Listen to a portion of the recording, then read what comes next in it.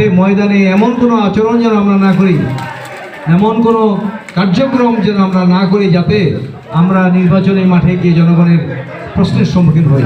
কাজেই আমাদের আচরণ হতে হবে সংযত, আমাদের কথাবার্তা হতে হবে বিনয়ী, এবং আমাদের এমন কোনো কাজে লিপ্ত হওয়া যাবে না যেটা জনগণের কাছে গ্রহণযোগ্য হবে না, এমন কোনো কাজ আমাদের করা যাবে না। এটা তারেক রহমান সাহেবের নির্দেশ।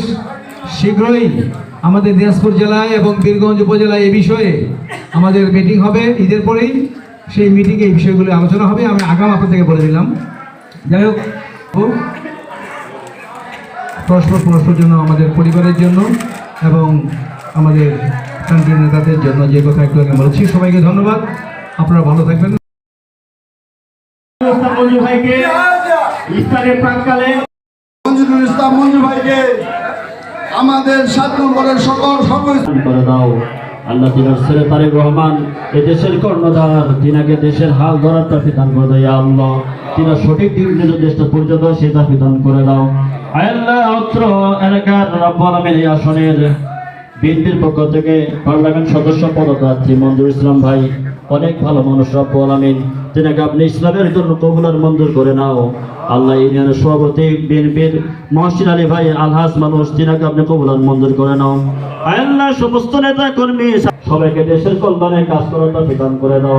আল্লাহ আমাদের বাংলাদেশ সুন্দর একটি বাংলাদেশ, স্বাধীনতার এই মাসে রব্বুল আলামিন অনেক মানুষ সবাইকে আপনি মাফ করে দেন। আল্লাহ সর্বশেষ বলি যারা আয়োজন করেছে রব্বুল আয়োজক কমিটি যারা হয়েছে, আল্লাহ অর্থ দিয়ে শ্রম দিয়ে যারা আজকে আয়োজন করেছে রব্বুল আলামিন এই আয়োজন থেকে আপনার নিশান দরবারে কবুল আর মঞ্জুর করে নেই। আল্লাহ আল্লাহ তাআলা সবার মনে সঠিক আশাগুলি পূরণ করে দাও। এই সিয়াম সাধনা শিক্ষা মোদের বাস্তব জীবনে প্রতিফলন ঘটাতে পারি সেই তৌফিক দান করে দাও। ইয়া আল্লাহ মোদের মুরব্বিয়ানে কিরামদেরকে আপনি মাফ করে দেন। সুবহান রাব্বিকা রাব্বিল ইজ্জাতি আম্মা ইয়াসিফুন ওয়া সালামুন আলাল মুরসালিন। আল্লাহ পরিশেষে একটি দয়া করে বসেন, আমার সকলে বসে বলুন।